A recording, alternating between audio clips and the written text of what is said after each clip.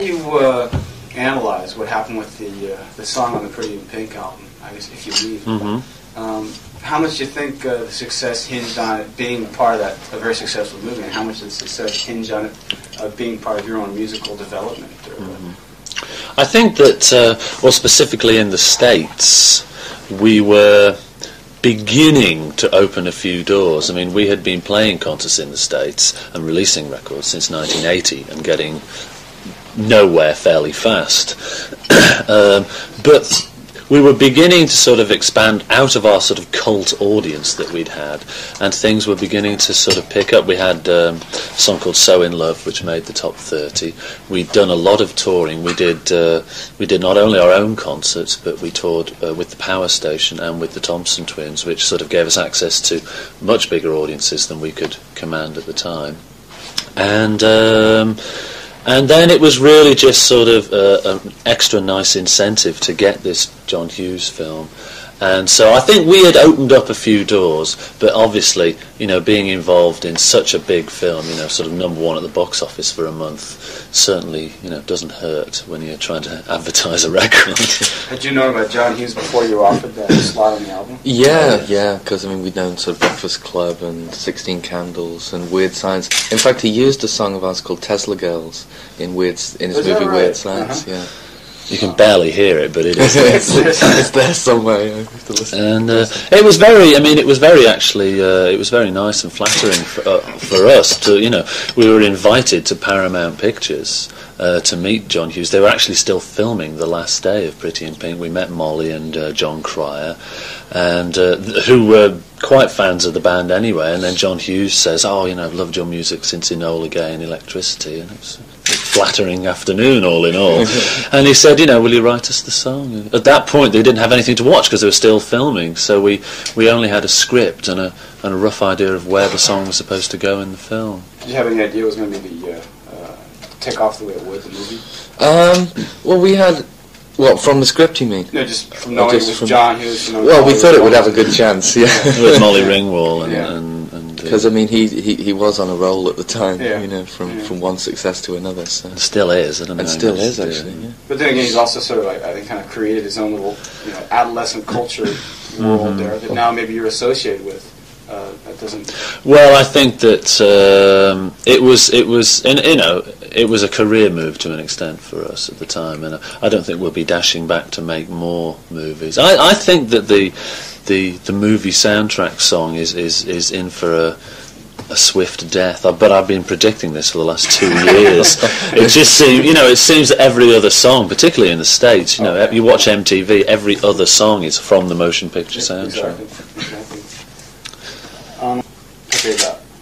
Do you have any fixed notions, or had you any fixed notions about what the American market was all about?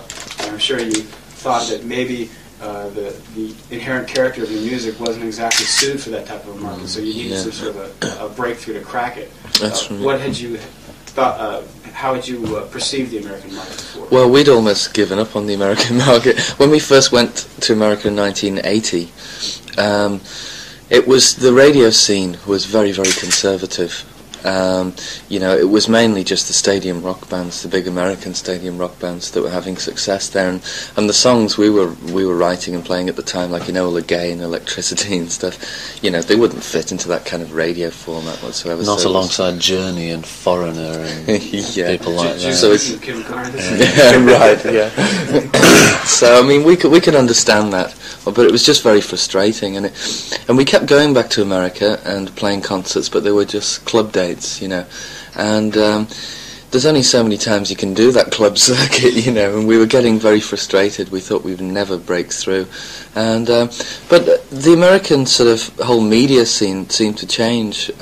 There's a lot of well, bands like Duran Duran Culture Club and Wham were sort of breaking through into the papers and into the press. They were getting a lot of publicity around them, so the radio had to really sit up and listen to you know, to get those songs on the radio, because there was becoming a demand within the sort of the younger audience in America to hear that music, and so the radio really had to start to change, and that was, I suppose, 84, 85. that I suppose sort of started to open up a few more doors for other British bands, and we were really, I think by sort of 1985 we'd given up hope, because we'd released we'd released 5 albums and never done anything in the States, and I mean, in fact, our Junk Culture album, our 5th album, was not on Epic, thank God. We'd got off Epic. But Richard Branson was so busy messing around with his bloody aeroplanes that he hadn't got round to signing us to a new company. Yeah, so that we had an album that wasn't even released in America for 6 months, sitting on the shelf. And we just got like, well, okay, that is it. We give in, you know. And, we'd been going there since 1980, since we were sort of 19 and 20 years old. And I think we felt like we're sort of like the Suicide Troops had hit the beach first, got wiped out, and people like Duran Duran and Culture Club were walking across our backs into America. It was like it's a funny thing though, because you write almost music that's militantly pop, and pop music without a massive audience is nothing. So I guess you had either one of two choices. You could either make it big there, and if you didn't make it big there, you could have Olivia Newton-John cover your songs. one of two directions, right? So well, people actually can't cover our songs, but it's a little difficult, actually. We do tend to fall down a hole, actually, sometimes, in so much as our music is... Once we're successful, people tend to just consider us a pop group. And yet in the States, we had this sort of cult underground following where it was all really hip and weird, and they thought, Orchestral Manoeuvres was a real weird, trendy band. And it was quite bizarre that in Europe, we're a bunch of has-been old pop stars. We committed the cardinal sin of having 3 consecutive singles in England, so we were right out of fashion with the music press. Yeah, we'd obviously sold. And yeah, in America, we were still this sort of cult band. Very self-consciously new wave in America. Anyway, we got to get back to what... he understands quite a bit of it, and also we just, to save time, cut out the interpretation back into Japanese. Yeah. Also makes my job a hell of a lot easier. Yeah. Do you think that securing success on more of an international basis, that is, in America and in Europe, as well as, to a fair degree in the Orient, having secured that sort of global position, does that change your philosophy or approach to the music at all? No, not the approach to the music. I mean, we've never compromised on music. We have always written the music solely for ourselves, and that has really made for quite an up and down career in Europe as well. Because once we find a formula that's going to work, the record companies and our management will say, right, okay, well, this is your sound now, right? We'll just do a few more albums like this, and we'll make $1 million. We'll make millions out of it. But we're not interested in doing that. Once we have to be excited about music to write songs, and we're not excited about repeating the same formulas. We have to look for different musical areas to work in all the time. I think that's why all our albums are quite different. But then our audience now realises that the next OMD album is going to be different to the last one, so that they have to be convinced that they're going to like it before they go out and buy it. So in that sense, it's difficult. So the music stays the same, and you're just going to leave the marketing to the record company then? Yeah, we make our own music. You see, the thing is that to a lot of people outside Europe, it appears that OMD have just become a big successful band, but in actual fact we were doing very nicely, thank you, in Europe right from 1980 onwards. And in fact, we have made 7 LPs, and to this point our 3rd LP, which was released in 1981, is still our biggest selling LP, and it sold virtually all its copies in Europe, because we weren't selling records in Canada and the States and Australia and Japan. So in that respect, the success we had last year in the States and a few other countries is not going to change us and not going to go to our heads, because we'd experienced it all when we were 20. And so, in some respects it's probably good that it, it's been staggered and taken time, so that now America looks more promising. We've been in the business long enough that it's not going to, we're not going to have to grease our ears to get our heads out the door. the name of the latest album is Pacific Age. That doesn't offend the people back in Europe, does it?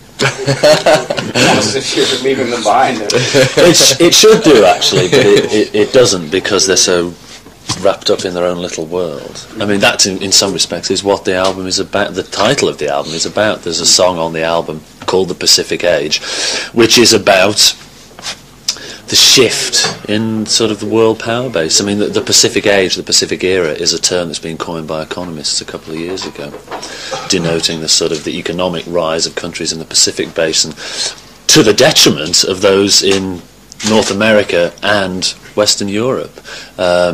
We come from Liverpool, which is definitely, if you have your eyes open in Liverpool, it's an ex-industrial town that has seen better days. And I think that Americans, some of them are just beginning to wake up and realise that they're getting left behind now. And so that's where the title of the song came from, and I think that we quite liked it as an album title for OMD, not least because we liked the phrase, but I suppose there's a little metaphor in there for OMD. We shifted our audience away from Europe, certainly the States, the strongest part of which is California, which is the Pacific coast, and we had begun to sell records and be more interested in going to and concentrating on places in the Pacific. We're here again in Japan. We're selling records now in Australia and New Zealand and Hong Kong and Singapore, and nothing huge, but our audience has shifted globally, so it made a bit of sense there as well. It seems like you spend, I don't know if you spend a lot of time, but your album titles seem to be very important. You seem to place a lot of emphasis on those. Why is that? Well, every part of our music and every part of the band is very well thought out, because we love what we do, and everything we do we deem to be very important. So we can't expect the next album called OMD 6 or something. No, I mean, right from the artwork and everything, we try to spend a lot of time on the artwork as well. And I think sometimes our album titles are a bit pretentious. Sometimes people don't quite understand what we're on about. I mean, when we released an album called Junk Culture, everybody was like, well, what's this supposed to be? You mean the album's a load of garbage or something? And sometimes it's a pain in the ass, because it takes a lot of explaining. You wish to God you'd called it OMD 7, because that doesn't require a question. That makes interviews more simple. Trying to explain some of our album titles, architectural morality, dazzle ships. It's like those have caused a lot of trouble, I'm sure. One of the more memorable comments you recall from the last time we talked is that you said something about how the making of an album is not allegorical to like climbing a stair or climbing stairs or taking a step or something. It's more like opening various doors and checking into various areas and searching out new things. And he says that surveying your career or your various records, that seems to be a pretty good way of explaining the types of changes you've gone through. How do you appraise your own? I think so. I think that we generally sort of say to people that OMD doesn't necessarily go forwards or backwards in straight lines. We just go millions of sideways.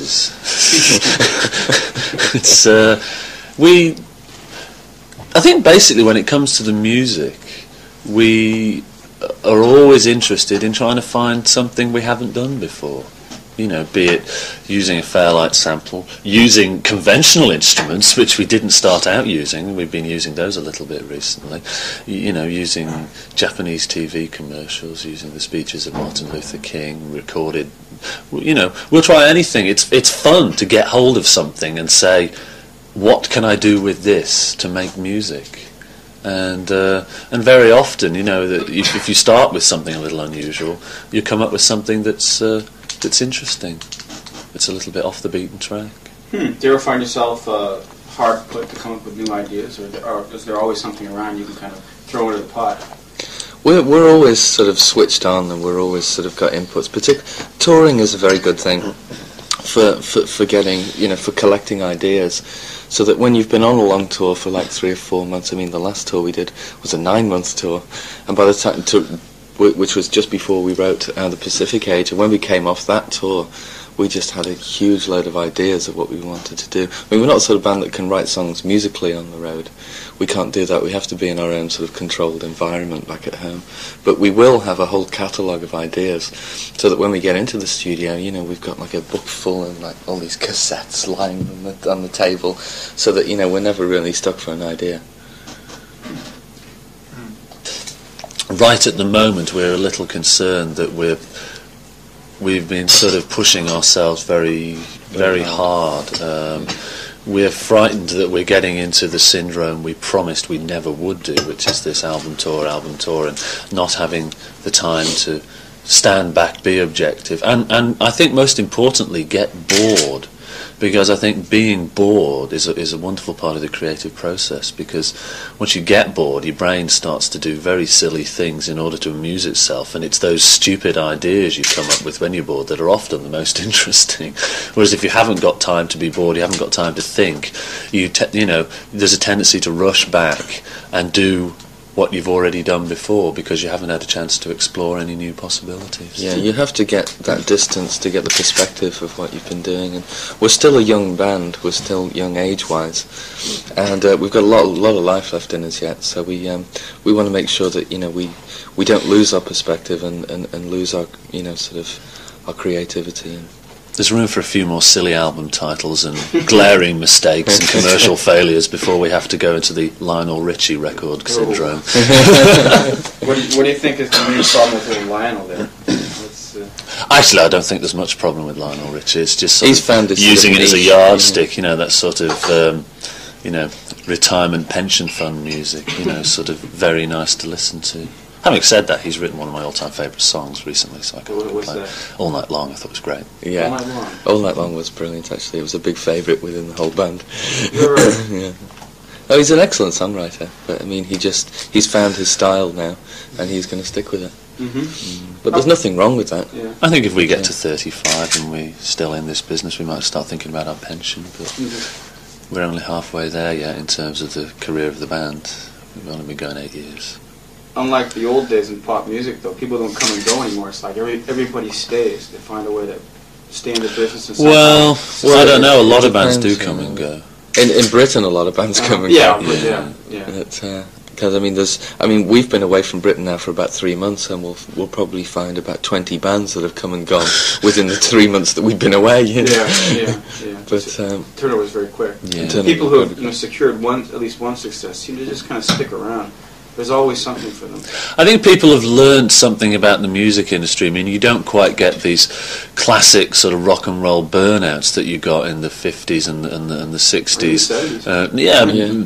People, you know, who were just who were well badly guided, and you know, who were allowed to get themselves into pickles, all these, you know, ODs and bankruptcies and things. I think people have a little bit more sus about being organised within the music industry. Probably because people treat it a little bit more like a business now than they used to. And that's the way you think of it as well, I think. Well, no, I mean, we are making our bread and butter out of this. Yeah. You know, we have never had enough money to go and buy, you know, Beverly Hills mansions and Rolls Royces, and we're not that decadent anyway. We don't really have to have a very lavish lifestyle. But at the same time, you know, we're paying a lot of people's bills. You know, we're paying our wages, the band, the crew, and everything. And you know, you have to pay attention and not be silly. It's very, very easy to get carried away. But you know that, you know, if you take care of the money this year, you'll have money for next year to do what you want to do, which is to write some more songs. If you can't afford to go into the studio, that's the end of that. You know. We just talked about you opening up your various doors there, moving sideways and whatnot. One direction that you seem to kind of avoid consciously or subconsciously is the influence of black music. You seem to stay in a very European vein. I guess that's because of your own respective backgrounds. Well, we went through a period where we were listening to a lot of black music. It was during the Junk Culture album, actually, because we decided to get out of Liverpool. We thought we were feeling a little confined being in Liverpool, and it was becoming very boring working on our same studio that we'd done the 4 previous albums, and so we thought we'll get really radical and go somewhere completely different. And we ended up in Montserrat in the Caribbean and the West Indies, and there we were exposed to a lot of music that we'd not previously paid any attention to, which was the sort of the soul calypso of the islands around there, and reggae as well. And there are sort of hints of it. I mean, not obvious, sort of, obviously taken, the complete style, but we've used like little pieces of different black music style in that album. That was because you basically removed yourself from the rapport, and actually went. Yeah. But that was soul calypso and reggae. That wasn't the sort of if you like, the classic black American sort of soul dance type of influence, which an awful lot of bands touching on this. It's something that we love and we like. Oh, yeah. But I think when it comes to putting it into our music, I think we feel uncomfortable, because I think it's not that we wouldn't like to, and it's not that we're not capable of, because, particularly the other 4 guys in the band are extremely good musicians, and they're very capable of playing sort of something a bit funky but I think it's something that would makes us feel strange in terms of copying or being influenced by something that you just feel that you're not stealing, but it's something that belongs to somebody else. It's kind of weird. It's almost like it's almost like a cliche. It's like everything's got to have a bit of black influence in order to be to be good music, kind of thing. And it's something that we feel uncomfortable at. It's very hard to actually verbalise, but it's a very good point. And I don't think anybody's ever actually mentioned that to us before, and it is something that we are aware of, because we've analysed our music in the context of what is around. And most music, even music made by white people, particularly English white people, are very influenced by black American music. Not the white Americans, but the English, the white English people are. It's something that we've consciously avoided just because we just wouldn't feel quite right leaning on that sort of style. I think, maybe it's just because we think everybody would go, well, what's OMD trying to do now, Do you think your contemporaries back in England do a fairly good job of imitating or mimicking American black music? I think some of them do. Some do, and I think some of them kill it. I mean, I think the Human League album, for example, has got a couple of extreme. Mind you, it's done by Jam and Lewis. Yeah. Probably the Human League didn't play a note on it anyway. So they sample other voices to the whole thing. But I think that that they had a couple of great ones and a couple of real disasters. I mean, I think a lot of that album is real junk funk with a white guy droning across the top of it, which I think is a shame, because I think when they did like Dare or something like that, which had a little bit of sort of funkiness in it but was still very English, I thought they struck a better balance. It was more their own music. Oh, I thought that was very Euro funky, if there is such a thing.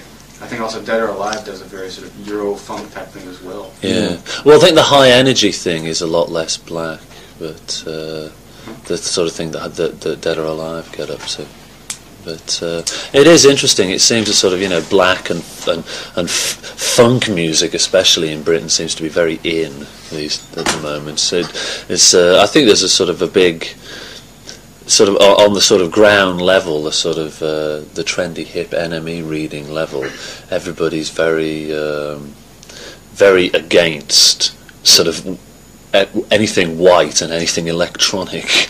They're very sort of back to the rhythm guitar and back to black roots. Let's get back to our black roots. Yeah, really, really. Tools and fun. The main heartbeat in your music seems to be the melodies, the memorable melodies. Yeah. What sort of people do you always look up to? Had you always looked up to as creators of fine melodies, or I think you consciously ever thought about? Yeah. I mean, it was the main thing that struck us about Kraftwerk. Actually, I mean, Kraftwerk were the sort of our huge influence, and it was listening to them that made us want to make music ourselves rather than just be listeners of music. They stimulated us into wanting to make music ourselves, even though we weren't musicians at the time. And it was the melody that was always the sort of the forefront of Kraftwerk's music. I mean, it was innovative in its, stylistically, but it was really the melodies that really brought it home and made you really want to listen to it, and so I think it was really the reason why, we've always had strong melody in our songs is because of that influence. We like a good tune. We do like a good tune. Wants to ask you about last night's concert. Notice that you seem to be, transcending this image of just being a synthesizer band. You have the horns, you have a pretty large band, and also you were moving around quite a bit. Is this a conscious effort on your part? What is the image of a synthesizer band? People who stay locked away, and when they perform on stage, they play tapes. Don't move around very much, maybe. Well, we've never really considered ourselves to be a synthesizer band. I mean, in the early days, we were sort of predominantly a synthesizer band, but quite soon after that we took our blinkers off and we opened ourselves up to any musical style, any musical instrument, so that we were never, the unfortunate thing was, because we were predominantly a synthesizer band in 1978, that was the supposed new synthesizer movement, so we had that label, and we moved away from that, but the press and some of the public didn't. They still had that label on us, and we've been trying to fight it off ever since. We're not consciously carrying out any sort of crusade to clear the name of synthesized music, but we're just doing what we do, which is we like to dance. I get bored if I stand still on stage. And you see so many bands, not synthesizer bands, who consider themselves to be, energetic dance bands. And they're standing there just trying to play a perfect set, being real boring, and then complaining that the audience isn't getting physically involved. And it seems to me that if you want your audience to be physical, there's got to be some physical energy coming off stage. And I like to dance. The Weir brothers do a bit of dancing. Paul and Martin and Malcolm are pretty rooted because they've got a lot to nail down there on the keyboards and the drums. But that's in that respect, the energy factor is a way we like to perform. We don't want to stand there and press buttons. We're using a lot of machinery on stage. I mean, okay, there's brass and guitars and bass and conventional instruments, but there's a whole pile of technology up there, and there's a tape. There's a tape as well for some of the songs. It's impossible for us to play some songs without using sequence or effects on the tapes, but we're not miming to it. It's just whatever we need to do, we'll do. It's just we don't consider there's any sort of ethics or any comparisons in it. We do what we do. It's a funny thing. It seems like for the last one thing I noticed was when I was answering the question, for maybe the last 8 or 9 years, you guys have always had to live down this stigma attached to being a synthesizer group. People talk about the new wimpy synth group or the new wimpy haircut group or something like this. Why do you suppose there's a sort of stigma attached to it? What's the problem? Why can't people just accept electronic music for what it is? They're not going to sit down with James Brown and say, James, come on, you've been doing this funk stuff for 30 years now. I mean, isn't it time to start doing something real? Why do you think he's never questioned where you guys are always put up on the cross? Well, he's black for a start. I think that's all there is. If you're black, you're hip when you're born. To most bloody white people, certainly most white journalists. Why do you think it's the case, though? What causes that sort of attitude? There must be something. I think a lot of it is a sort of is a white guilt thing. I think a lot of it actually. But I think the synthesizer thing is people have this misunderstanding that you press the button and the machine does the work for you. And also, you know, I mean, since the sort of the turn of 1980, a lot of the sort of the teen groups that have got bad press, I suppose, like, you know, Duran or Aha or somebody, who I mean, I think are great groups. I think if you're going to have teen groups, give me Duran any day rather than the Bay City Rollers and the Osmonds. They've had this image of being sort of electronic as well, slightly electronic, and you know, so that they've sort of added insult to injury with this sort of synthesized stuff. And I have to be perfectly honest, there's a lot of very boring bands around who use a lot of synthesizers and who use the synthesizer as an image. Is that right? Yeah. I mean, there are bands who certainly used to use the synthesizer as part of their image. I mean, you don't see publicity pictures of OMD with their synthesizers. Yeah, you never do. With the triple neck synth going around. Yeah, we haven't tried to make the synth our image. You know, we haven't posed in front of synths. We don't even bloody advertise them in magazines. You know, I mean, we've done a couple of Keyboard Magazine interviews where they've, you know, photographed the instruments because it's part of the interview. But you never see us advertising synths or anything. We you know, they're an instrument. They're not, you know, the bloody future of the universe. They're just one more instrument. Just one more. Getting back to last night's concert there, you were really doing quite a few fancy steps up there on stage and tearing the clothes off and stuff. Is it different every night? Some nights you really get into it, some other nights it's just not happening? Yeah. I mean, you can't be happening every night of a 4-month tour. You've got to have some really bad off nights. I guess it's that first night, maybe because the first night in Japan. Well, last night was the third, actually. We played Nagoya and Osaka. Actually, last night I wasn't quite firing on all four. Is that right? Yeah, because I'd got this cold thing coming on, and I was a bit sort of... I was dragging myself around stage a bit for the first half of the show. And I only took my shirt off because it was bugging me. I'd done so much dancing in some of the earlier songs that it was kind of yucky and sweaty. So I just threw it away. Unfortunately, they normally have another shirt at the side of the stage. There wasn't one there, so I had to do the last song without a shirt on. I mean, I haven't got some sort of, like, you know, Arnold Schwarzenegger body that I wish to, you know, frighten the little girls with, you know. Plus Chester, the gold medallion. Yeah. No, there was certainly none of this sort of sex appeal vibe in there. I mean, I'm sure our record sales will go down after me taking my shirt off. A load of people down the front go, put it back on! This is an old thing he likes to do with bands. He'll list maybe 2 or 3 bands and wants you to give your little small critiques of critiques of each of them. Yeah. Pet Shop Boys. Pet Shop Boys. West End Girls was an excellent song. It was a brilliantly constructed song. It was produced, that whole album was produced by Stephen Hague, who we worked with. Some of the album is pretty deadly dull, and some of the album is really exciting, you know, and it really does, for me, splits that radically. They've got a very conventional... their music is quite conventionally created, so that when they've got a good song to sing, it sounds good, and when they haven't got a good tune, it's just kind of, it just goes in here and out there. West End Girls is one of the best singles that's been released in the 80s. Yeah. Depeche Mode. They worry me. I think they're running out of steam. I thought the last album was terrible. But prior to that, the previous 2 albums were looking really interesting.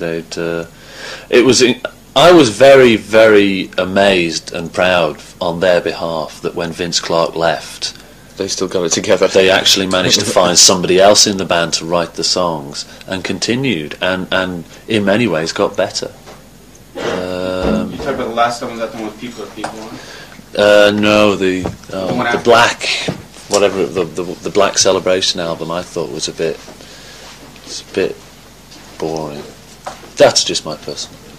But I'm actually a big fan of Vince Clarke's songwriting. I think he's a genius songwriter, and I loved the stuff, the Yazoo stuff, and now the Erasure stuff. Is he's just got such a talent for writing melodies. Yes. And I really respect anybody that has a great talent for writing melodies, whoever they are.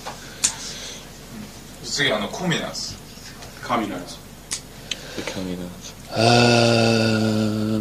I don't like Jimmy Somerville's voice. I thought that Don't Leave Me This Way was actually quite good. I mean, they could have murdered the song and they didn't. It was quite a good. It's a very, very energetic version. It was a good version, but I just keep wanting him to come down an octave.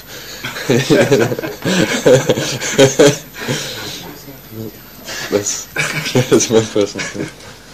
じゃあ最後にそうだな。今 three bands he's going to ask us about. それだけか。それだけでいいです。 Why are they all three synthesizer bands? どうしてこだわるの？ Why don't you ask us about Jesus and Mary Chain or the House Martins or Talking Heads or something acoustic? いや、出してもいいんで喋ってください。 Okay, if you want me to ask you about it. Well, I was just making the comment that, he's been talking about synth bands, and he's just asked us about three bands that would be considered modern synth bands. Yeah, well, I guess he considers them your contemporaries because they are creating a somewhat similar type of music. Bullshit. No, I don't think so. No. Is that right? Yeah. We have completely, all those three, four including us, bands have an entirely different approach. And I mean, it's the old sort of cliche that because we're predominantly synthesizer bands that we should be all put in the same category. It's like putting the Sex Pistols and Led Zeppelin in the same category because they're a guitar-based band. Yeah. But then again, I mean, they put the Pistols and the Damned and the Clash, from 77 kind of together because they were sort of part of the same thing. Yeah, but they're also three dramatically different bands as well. Yeah. Okay, anyway, we just raised a point there. Yeah, you got one. Well, another thing also because you're all those bands are comparatively popular in Japan, like yourself. So that's one reason we lumped it together. And again, maybe that was just a way of appeasing you. Tough though. I think we should go on to the last question. Yes. 時間ないからこれで Thank you very much. Oh, we haven't got one more question? Okay. あと一問でいいよ。あと1問じゃあそうだな。じゃあツアーがすごく長いと思うんだ。 You've taken some very, very long trips on the road. What's been the roughest part of that? Have there been any incidents in particular you can recall that were very trying? I think towards the end of, not this tour because it's been a fairly easy tour and we're just about to finish and it's only gone on for about 3 months, but the last tour, which was a 9-month tour that went from the summer of last year through till March of this year, and that was starting to get very hard, and it was actually the longest period we'd gone without actually writing a song, and that was really starting to irritate us. And it was starting to worry us, the fact that we'd gone a whole 9-month period and we leave the road and we haven't got any new material. You must get to the point where just getting on that stage that night is just a real chore. It can get like that if it's too long. You have to go through sort of psychological gymnastics some nights in order to psych yourself into going out there, because there is a tendency after a while that it's just like,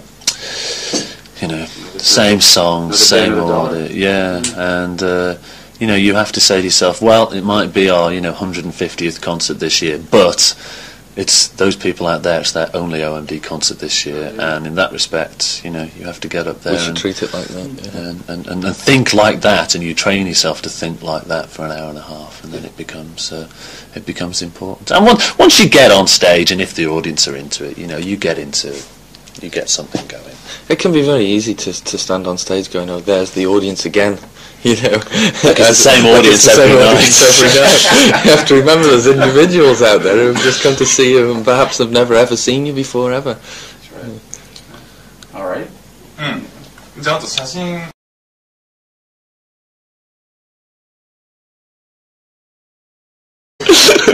It's a funny thing though, because you write almost music that's militantly pop. And pop music without a massive audience is nothing. So I guess you had either one of two choices. You could either make it big there, and if you didn't make it big there, you could have Olivia Newton-John cover your songs. one of two directions, right? Well, people actually can't cover our songs, but it's a little difficult, actually. We do tend to fall down a hole, actually, sometimes, in so much as our music is once we're successful, people tend to just consider us a pop group, and yet in the States, we had this sort of cult underground following where it was all really hip and weird, and they thought, Orchestral Manoeuvres and was a real weird, trendy band. And it was quite bizarre that in Europe, we're a bunch of has-been old pop stars. We committed the cardinal sin of having 3 consecutive singles in England, so we were right out of fashion with the music press. Yeah, we'd obviously sold and yet in America, we were still this sort of cult band. Very self-consciously new wave in America. Anyway, we got to get back to what he understands quite a bit of it, and also we just, to save time, cut out the interpretation back into Japanese. Yeah. Also makes my job a hell of a lot easier. Yeah. アメリカで大成功 Do you think that securing success on more of an international basis, well, that is, in America, In his Is movie that right? Weird Science, yeah. You can barely hear it, but it is. It's there somewhere. You have to listen. And it was very nice and flattering for us to, we were invited to Paramount Pictures to meet John Hughes. They were actually still filming the last day of Pretty in Pink. We met Molly and John Cryer, and who were quite fans of the band anyway. And then John Hughes says, I've loved your music since Enola Gay and Electricity, and it was a flattering afternoon all in all.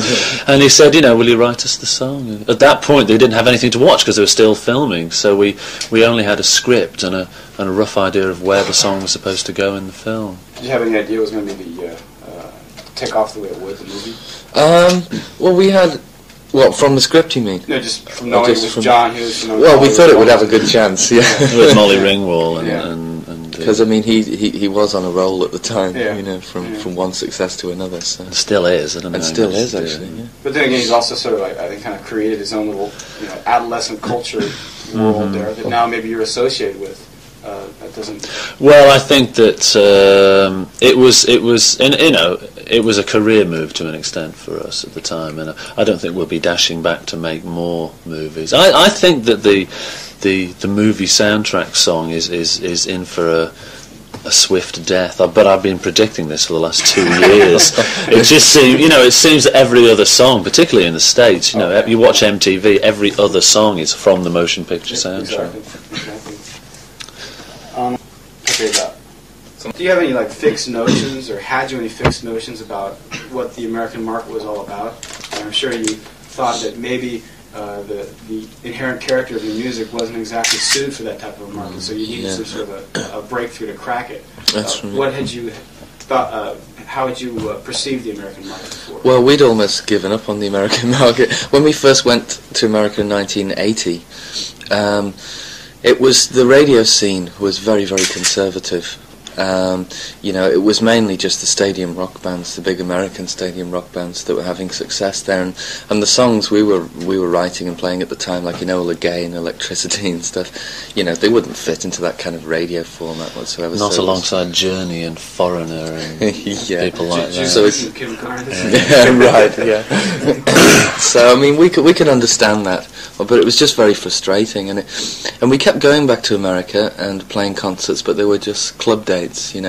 And there's only so many times you can do that club circuit, and we were getting very frustrated. We thought we'd never break through, and but the American sort of whole media scene seemed to change. There's a lot of bands. How do you analyze what happened with the song on the Pretty in Pink album? I guess if you leave. How much do you think the success hinged on it being part of that a very successful movie, and how much did the success hinge on it being part of your own musical development? I think that, specifically in the States, we were beginning to open a few doors. We had been playing concerts in the States and releasing records since 1980 and getting nowhere fairly fast. But we were beginning to sort of expand out of our sort of cult audience that we'd had, and things were beginning to sort of pick up. We had a song called So In Love, which made the top 30. We'd done a lot of touring. We did not only our own concerts, but we toured with the Power Station and with the Thompson Twins, which sort of gave us access to much bigger audiences than we could command at the time. And then it was really just sort of an extra nice incentive to get this John Hughes film. And so I think we had opened up a few doors, but obviously, being involved in such a big film, sort of number one at the box office for a month, certainly, doesn't hurt when you're trying to advertise a record.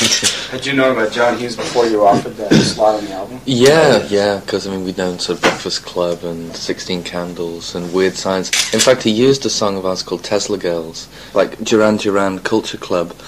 And Wham was sort of breaking through into the papers and into the press. They were getting a lot of publicity around him. So the radio had to really sit up and listen to get those songs on the radio, because there was becoming a demand within the sort of the younger audience in America to hear that music.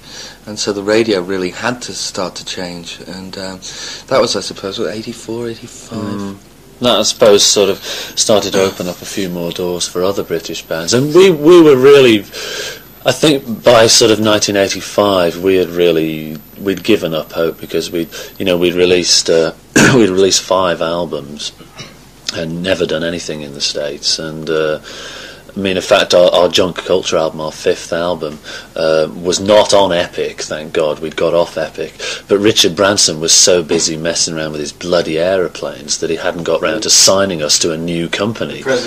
Yeah, so that we had an album that wasn't even released in America for 6 months, sitting on the shelf, and we just got like, well, okay, that is it, we give in, and we'd been going there since 1980, since we were sort of 19 and 20 years old, and I think we felt like we sort of like the Suicide Troops had hit the beach first, got wiped out, and people like Duran Duran and Culture Club were walking across our backs into America. It was like